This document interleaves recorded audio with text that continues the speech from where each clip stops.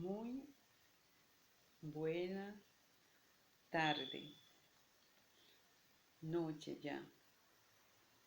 Dios le bendiga mucho a toda la congregación Génesis y a toda persona que pueda ver estas publicaciones que se están haciendo en estos días por esta vía. Tenemos en nuestra congregación un tema para todo el año que es siguiendo los pasos de Jesús. Ese es el tema general de todo el proyecto del año. Y guiándome de este tema, tomé un título que característica de un discípulo de Jesús. Característica de un discípulo de Jesús. Ya que estamos siguiendo los pasos de Jesús, se deben reflejar alguna característica. Voy a decir pocas. Podríamos asumir que hay muchas características que deben plasmarse en una persona que sigue a Jesús. Cuando hablamos de características, estamos hablando de cualidades o algunas cualidades o rasgos que distinguen a una persona del resto o a un grupo de personas de las demás. Es algo distintivo, algo que te hace único. Esto mismo debe ser en cada persona que siga a Jesús. Es una persona única. Es una persona que debe ser diferente, distinta al resto de las demás personas. Cuando hablamos de discípulo, estamos hablando de un aprendiz, de alguien que aprende, se supone de un maestro. Es la persona que sigue las ideas de un maestro o de una escuela. El maestro le inculca a sus discípulos una determinada doctrina o línea de pensamiento o un estilo de vida o un estilo artístico, intentando guiarle a su crecimiento. Esa enseñanza puede hacerse de forma directa o indirecta. Cuando hablamos de forma directa es cuando el discípulo aprende directamente de su maestro, un cara a cara, un tú a tú. Pero cuando hablamos de indirecto, de enseñanza indirecta, es cuando esa se asume a través de los tiempos. Por eso podemos ver que hay personas que siguen una determinada enseñanza, una determinada doctrina o un estilo artístico de personas que ya han pasado a través de los años, cientos de años incluso. Entonces, cabría a nosotros preguntarnos, las enseñanzas de Jesús a nosotros en este tiempo, ¿sería directa o indirecta? Porque no tenemos al Jesús histórico que caminando con nosotros en la multitud, no vemos su rostro, no le palpamos, no vemos sus gestos, su caminar, su forma de vestir, etc. Pero si nosotros nos vamos a la misma escritura, vamos a encontrar que la palabra de Dios, la que tenemos nosotros, la Biblia, es viva. Y ella misma nos dice a nosotros que toda palabra de Dios es viva y eficaz. Y es más cortante que toda espada de doble filo, que penetra hasta romper los tuétanos, los huesos, la coyuntura. Y puede transformar, discierne los pensamientos del ser humano. O sea que aunque el Jesús histórico no esté aquí con nosotros, pero sí entendemos que es una enseñanza directa. También directa porque Jesús mismo nos dice que Él estaría con nosotros, que estará con nosotros siempre. hasta el fin. Que aunque nosotros no podemos ver su rostro, podemos oírle por medio de las escrituras. Podemos oír su susurro a nuestro corazón, a nuestro espíritu. Por lo tanto, las enseñanzas de Jesús yo asumo que es una enseñanza directa. Bien, si nosotros vemos, un maestro invierte tiempo de calidad para enseñar a sus discípulos. Esto es lo que hacía Jesús desde que comenzó su ministerio. Nosotros encontramos en el libro de Mateo capítulo 5 que Jesús dice que subió a un lugar específico, subió al monte, a la montaña, y allí se acercaron sus discípulos y él comenzó a enseñarle lo que nosotros conocemos como la bienaventuranza. Y comenzó a enseñarle algunas cosas que yo sé que fueron confrontados los discípulos. Pero ¿fueron los discípulos específicamente los que estuvieron allí o hubo más personas? La Biblia habla que fueron sus discípulos. Cuando hablamos de discípulos, como dijimos anteriormente, es una persona o un grupo de personas que está ligada a un maestro, a sus enseñanzas y que le sigue. Y que éste copia su estilo de vida.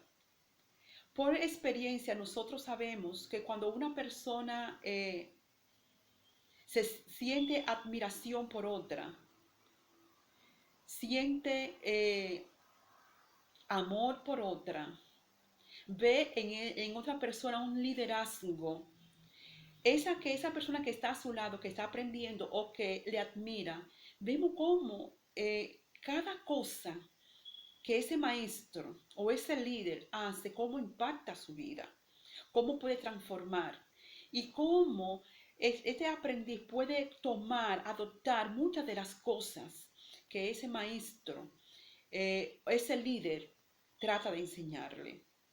Es por eso que nosotros decimos que un maestro transforma, tiene la capacidad de transformar la vida de su aprendiz, la vida de sus discípulos.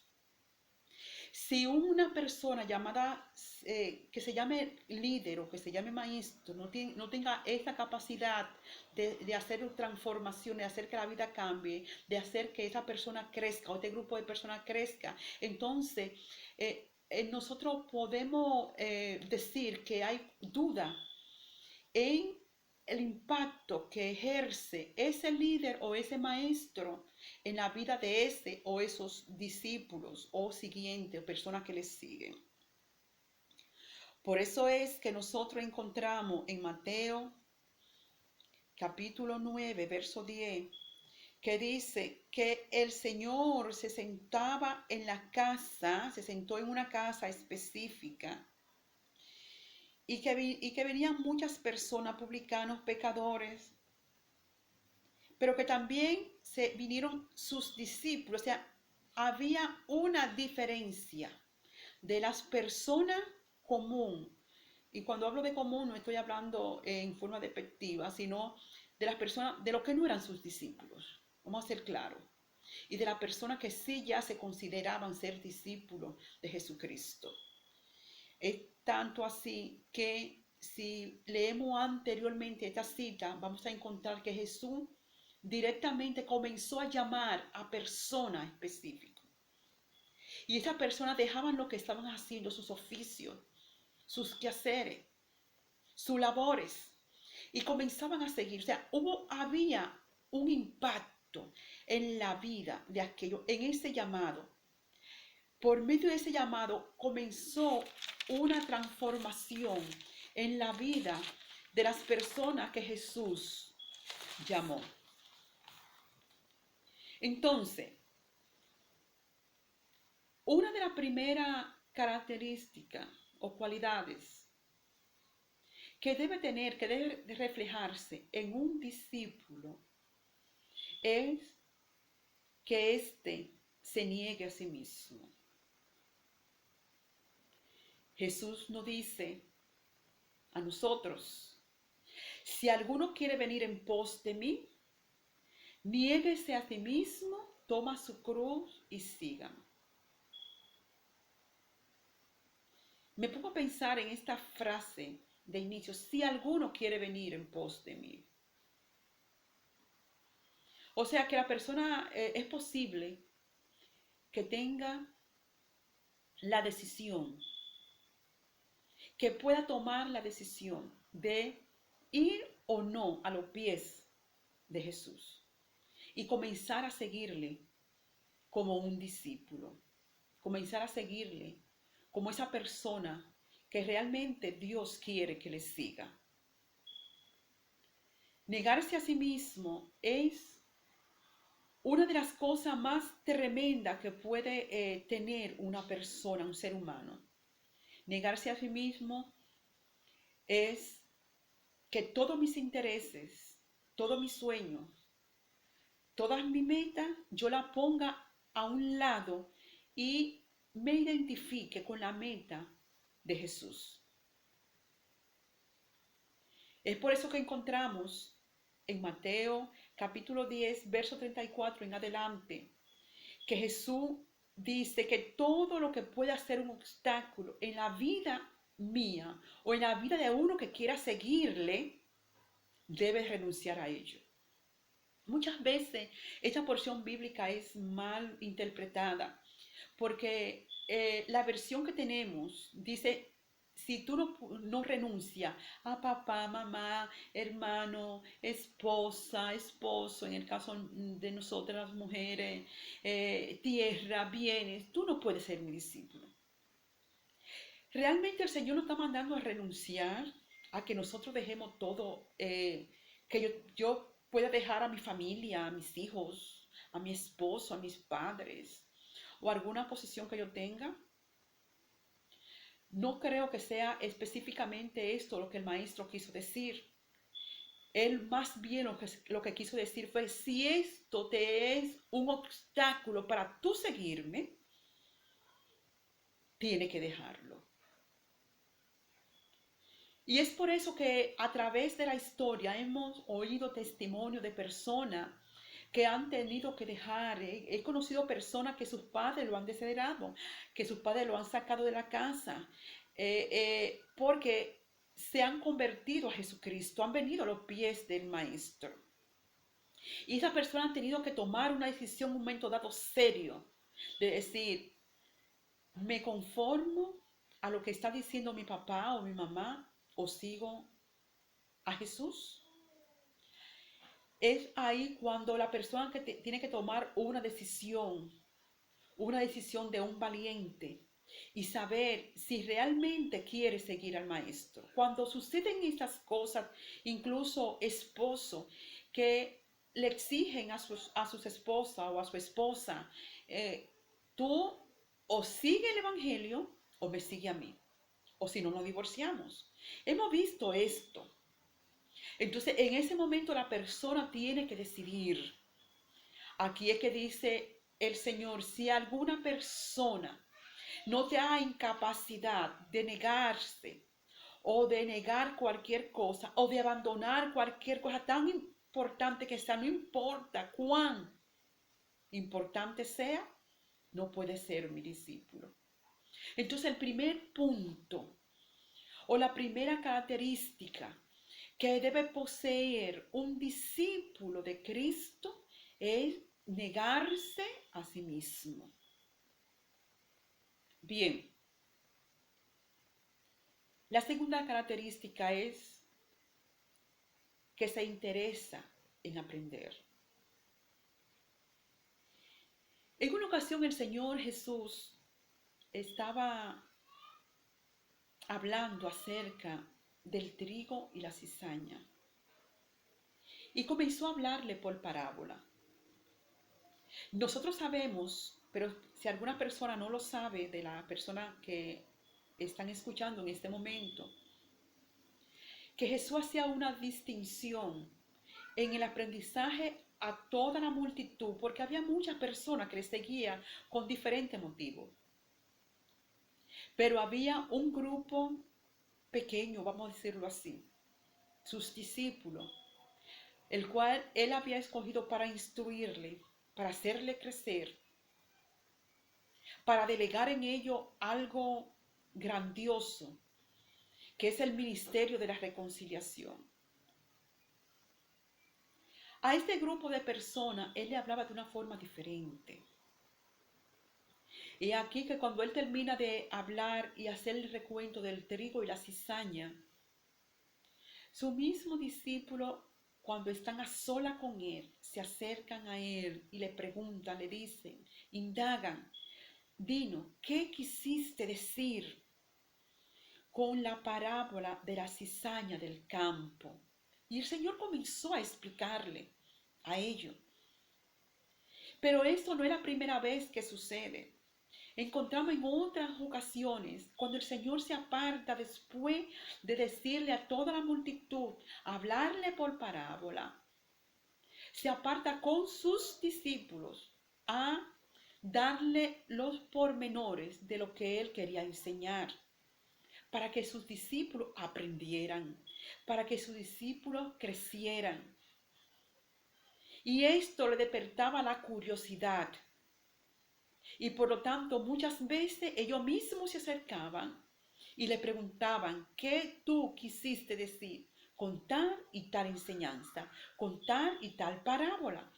Y Jesús abiertamente le contaba, le decía, les enseñaba. Bien, otra cosa que debe tener un discípulo de Jesús es un oído atento para escuchar su voz. Ninguna persona que esté siguiendo a alguien, a un líder, a un maestro, se hace el oído sordo. Decimos en Dominicana, el chivo loco, perdón por la expresión. No se hace el chivo loco, sino es una persona que está atenta, que sus oídos están captando cada cosa, cada detalle que su Dios quiere comunicarle. Y es aquí que Jesús dice en el libro de Juan, capítulo 10, que Él es el pastor y que sus ovejas le escuchan, oyen su voz y que ellas están en capacidad de distinguir en la voz de Jesús, en la voz de su maestro, en la voz de Dios y otras voces. Porque nosotros sabemos que hay más de una voz que puede hablarnos. Está la voz de Satanás, del engañador, que muchas veces viene y nos susurra cosas aparentemente conveniente, otras veces acusadora, etcétera. Pero está ahí siempre haciendo su papel. El diablo siempre está haciendo su papel. Está la voz del hombre, la voz mía, de mi interior. Quizá de cosas que yo quiera o de cosas que quiera rechazar. Está mi conciencia. Entonces yo tengo que saber si yo soy un discípulo de Cristo. En este caso, una discípulo de Cristo, tengo que saber distinguir quién me está hablando. Y por eso es que el discípulo del Señor, el verdadero discípulo del Señor, conoce la voz de Dios. Sabe cuando Dios le está hablando. Y aquí que encontramos nosotros un episodio muy significativo para la iglesia.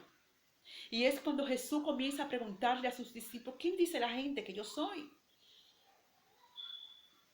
Y ellos comenzaron a detallar lo que habían oído por ahí, porque eran personas que se relacionaban con uno y tenían familia y amigos. Algunos dicen que tú eres Juan Bautista, que otro profeta, etcétera, etcétera. Pero vino uno de sus discípulos, Pedro, y le dice, tú eres el Cristo, el Hijo del Dios viviente.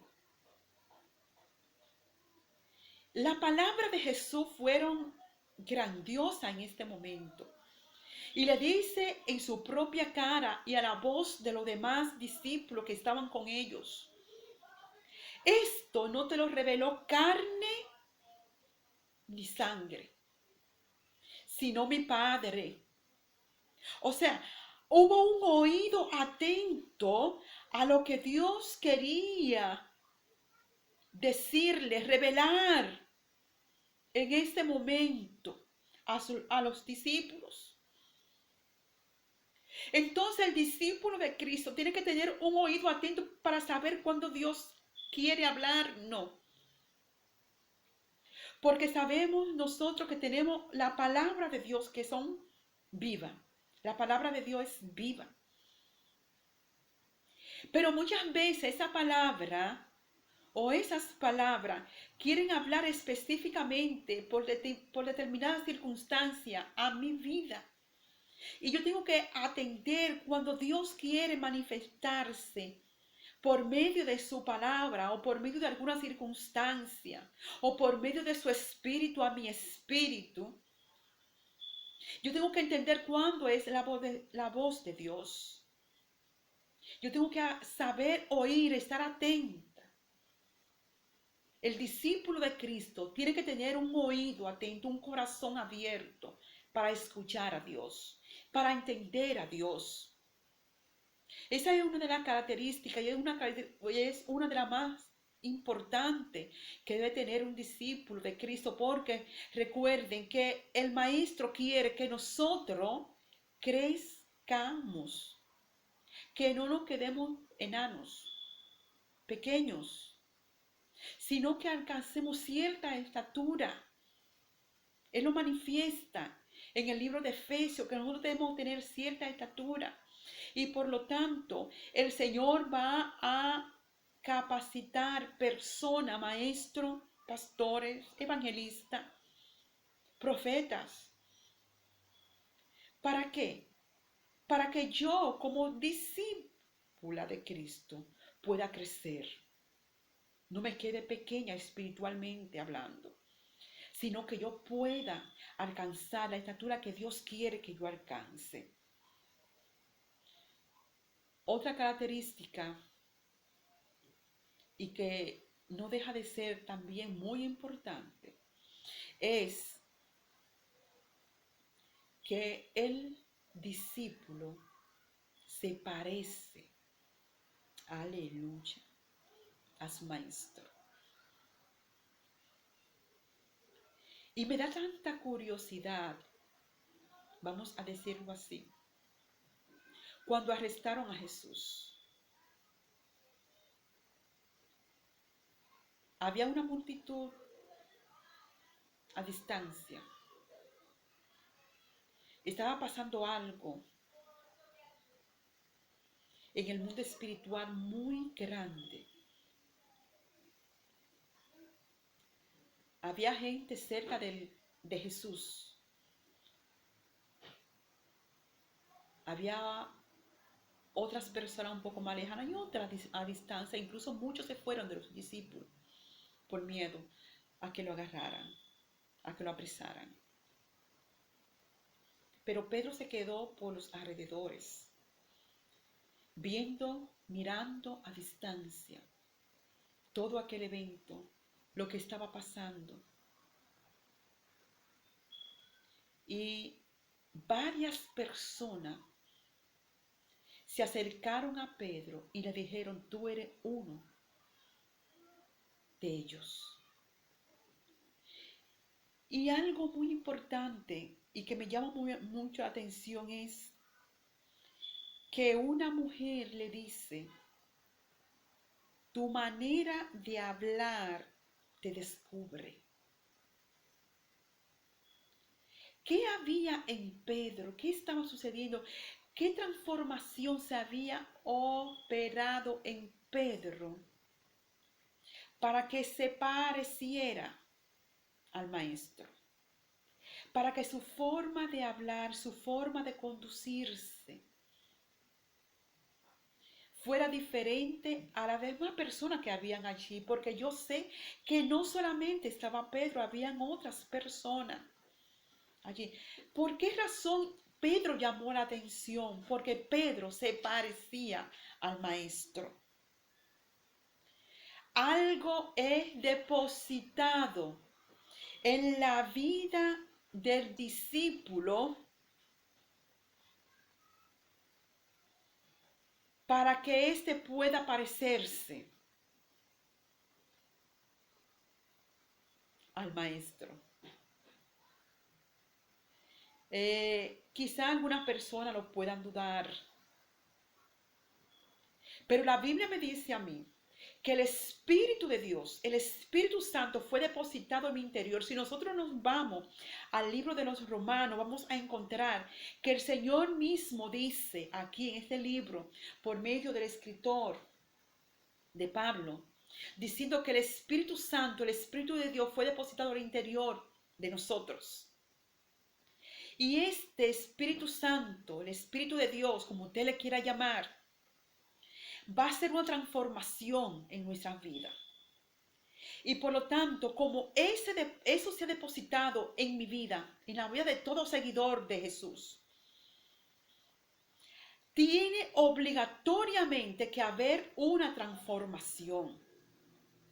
Quizá mis ojos, o mi nariz, o mi boca, o mis brazos no se parezcan al maestro.